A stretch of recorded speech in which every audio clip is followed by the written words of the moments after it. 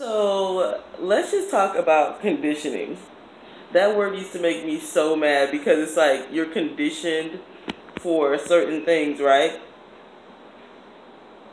Because it's such a limiting word. Like you can't really be conditioned for sprints and for marathons at the same time because they involve different kinds of training. I teeter back and forth with getting myself in shape, and now people don't say they work out, they say they train. Like there's a difference between working out and training. And even the language that we use puts our mind in a certain kind of direction, if that makes sense. It's like there is a difference between working out and training, because if I'm just working out, I'm just going in there doing whatever. But if I'm training, I'm working towards a certain goal or a certain body part. And I think that's so interesting because going back to like my last video where I was trying to say, like at the end, like it doesn't fit me anymore. A lot of the things that I used to be conditioned for, or the condition that I used to be in, doesn't work for me anymore. Just like not working out. It does not work for me anymore. Like at this age, things do not shape the same without working out.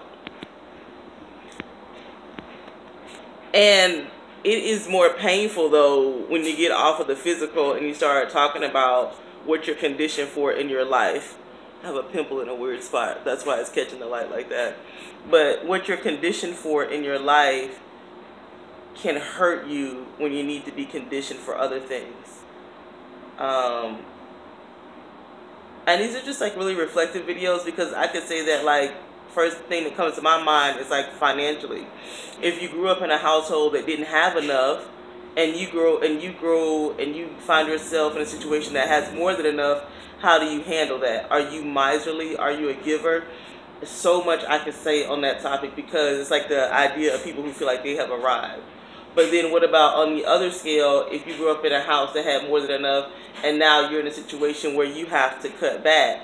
How do you deal with that? How do you condition yourself for the changes of life? Does that make sense? Like me, I'm conditioned to being single. I really am. Like I am so conditioned.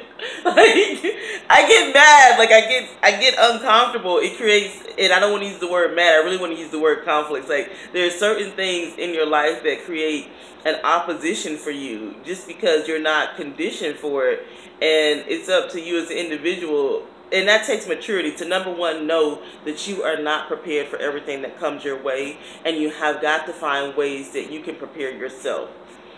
You've got to find your own coping skills, your own tactics, your own values, your own priorities, and balance that. I think for me, like right now in this phase of life that I'm in, is completely different because doing all of that without anger, without hesitation, without tears, just really going forward and reconditioning and re-grooming my mind.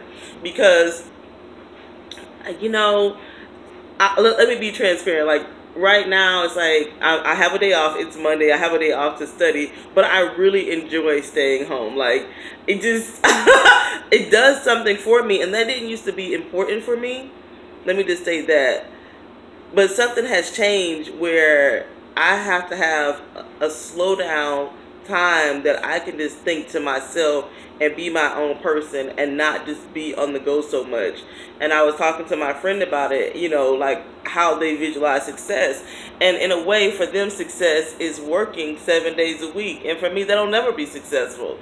That's, in my opinion, that's slavery. But, that's just my opinion. It doesn't make it, a valid stake in the ground for anybody, but just thinking about what I'm actually conditioned for, what I'm actually built for, and how I can rebuild myself, It's kind of interesting. It's like, I can say it so easily, oh, I'm not built for this, I don't want to put up with this, but it's like, what am I willing to do to grow to certain areas? Because going to school almost full-time and working full-time is something that I have done in the past, but time went along, I didn't have to do that, And to re-pick that up takes a reconditioning, because before I didn't know what it was like to like relax and to work hard all day and just need to come home and have a quiet dinner with, you know, somebody that I care about. And now things are kind of different because I've got to study and I've got to do all these different things that I know in the long term are going to bring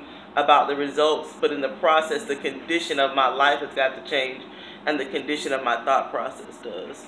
So just curious, have you ever had to, like, you know, recondition your mind just to like change the conditions in your life? You know, I think a lot of people are kind of going through that. If you're wise, you recognize that. If you're wise, you recognize that it's not the things around you that must change. It is you yourself that must change. It is a change that you do and that you create that makes the biggest, most optimistic and opportunistic enrichment into everything around you. If you sit around and wait for everything on the outside to move, these streets will stay the same. You know, it doesn't move that much. So yeah, just came here to say hi to you guys. Maybe I will get on a more track of just coming in here and doing these kinds of videos again. It's a mixed bag, but thank you so much for watching, and enjoy the rest of your day. And yeah, we're gonna try to get this off my face, but we just let it live these days. Bye.